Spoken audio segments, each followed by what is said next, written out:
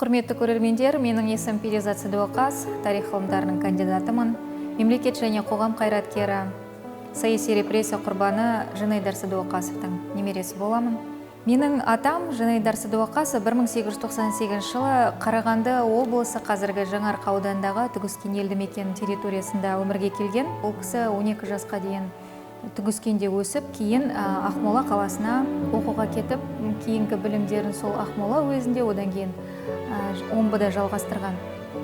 Ақмолада және Омбыда жүрген кезде сол кездегі ең белсенді жастардың өкілдерімен танысқан, араласқан, соның ішінде өзінің жерлесі, белгілі мемлекет қайраткері ақын Сәкен Сейфуллинмен достасып, танысып, кейін достықтары үлкен туыстыққа да айналды десек болады. Себебі Жанайдар атаның өмірге келген 1935 жылы өмірге келген ұлы Рүстемнің есімін Сәкен Сейфуллин қойған.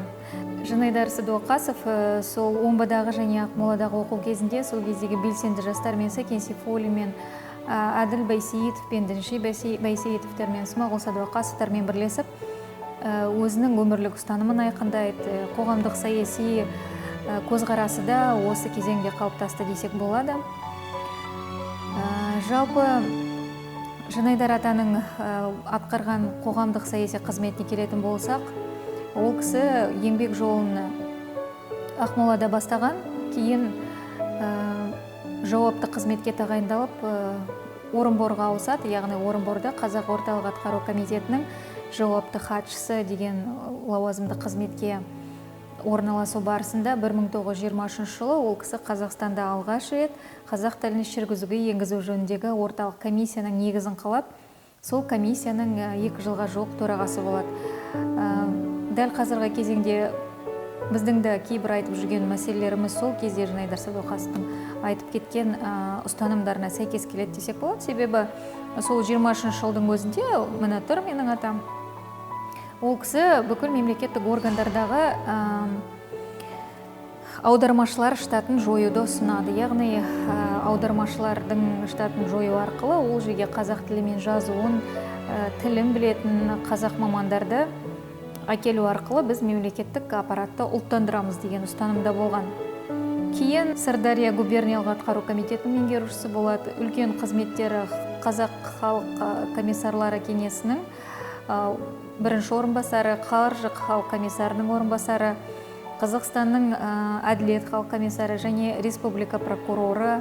Кейінгі соңғы қызметінде Алматы қаласының және облысының партиялық атқару комитетінің хатшысы қызметін атқарады.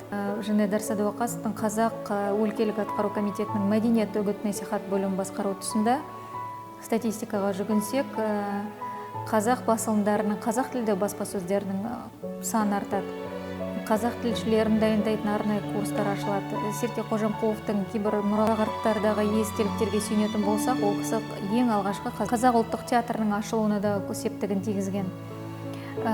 Жалпы елімізде балалар үйінің ашылуына, мектептердің, жалпы орта білім беретін, жоғары білім беретін оқу білім беру ұйымдарының, мекемелерінің ашылуына тікелей ықпал еткен азаматтың бірі деп айтсақ болады. 1928 жылы естеліктерге сүйенсек, ол кісі өзінің туған жері Жаңаарқаға келіп, ауылдастарын барлығын жинап алып, қазақтың болашағы тек қана білімде екенін түсіндіріп, осы жерде 1928 жылы Қызыл Отау деп аталатын алғашқы мектептің іргетасын қалап, осы мектепке барлық құрылыс материалдарын Ақмоладан жіберіп, бұл құрылысқа біздің атамыз Садуақас басшылық еткен.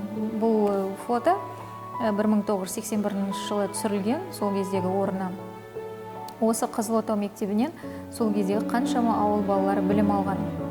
Мына жерде, мына фотода Жанайдар атам өзінің жұбайы Елизавета Александровнамен және оның сіңілілерімен барлық және анасымен бірге бейнеленген.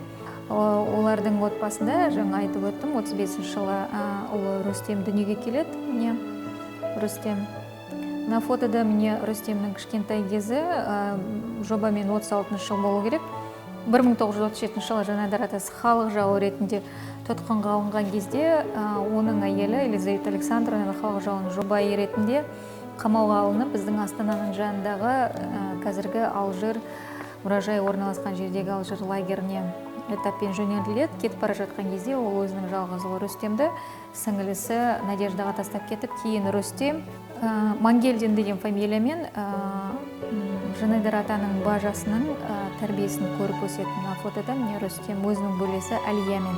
Енді менің қолымда дәл қазір Жанайдар Сәдуақасовтың айыптау ісі. Осы істі қарайтын болсаңыз, міне Жанайдар атамның ең соңғы түскен фотосы. Бұл істі қараған кезде жүрегім түршігеді, жүрегім ауырады, көзім жасқа толады дегенмен, бұл біздің тарих, бұны қаламмен өшіріп тастай алмайсың. Біздің қолымыздан келетініміз ол кісілерге құрмет көрсету, ардақтау, есімізде ұстау. Осы 31 мамыр саяси қуғын-сүргін құрбандарын еске алу күнінде ол кісілер туралы көбірек айту, жақсы істерін насихаттау және кейінгі ұрпаққа үлгі ретінде көрсету. Атаның туған жерінде Қарағанды облысы Жаңаарқа ауданы Түгіскен елді мекенінде ол кісінің атына тұңғыш рет орта мектептің аты берілді. Алматыда осыдан 2 жыл бұрын Алатау ауданында көше берілді.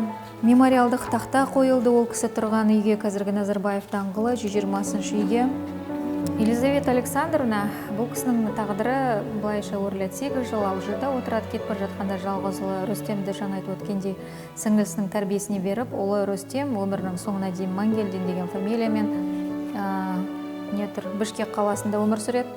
Геология және минералогия ғылымының докторы болады. Людмила есімді жолдас жұбайы болады. Міне Эдуард жалғыз ұлы. Міне Эдуард Рүстемнің ұлы қызы Лилия. Эдуард 2006 жылы Россияда Мәскеу қаласында қайтыс болды. Лилия дәл қазір Россияда Пенза қаласында өмір сүруде анасымен бірге. Сондықтан жалпы аты өшкен жоқ, барлық ұрпақтары, туыстары, жалпы қазақ халқы мәңгілік есінде сақтауда, бірақ дегенмен де әлі де болса насихат жұмыстары көбірек болса екен дейміз. Тарих саласынан, филология ғылымдар саласынан қорғалып жатқан көптеген диссертациялар бар.